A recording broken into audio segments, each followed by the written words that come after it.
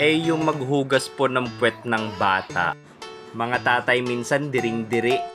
Ako pa hinamon mo, ate. Kayang-kaya ko yan. Sakto, ito try natin. Kung kailangan yung hugasan yung puwet ni baby at palitan yung diaper niya, make sure na naka-ready na yung diaper, wipes, or cotton man yan.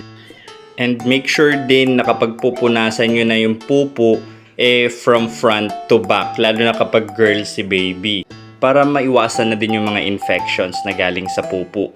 Kapag ready na kayong maglinis, hawakan nyo lang sa paa and then itataas nyo lang. So, ayan. Since si baby boy to, ayan, sumisingit-singit yung mga poop dun sa bandang balls niya. Kaya kailangang linisan na maigi para iwas irritation.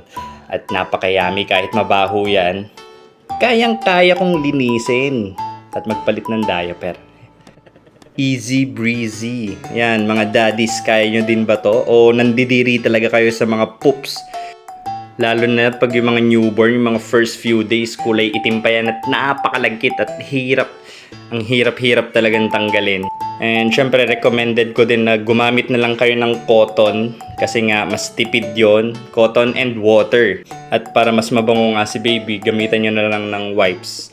So, isang wipes lang. Instead of wipes all throughout, napakagastos, ang dami yung magagastos na wipes. And yan lang. Thank you!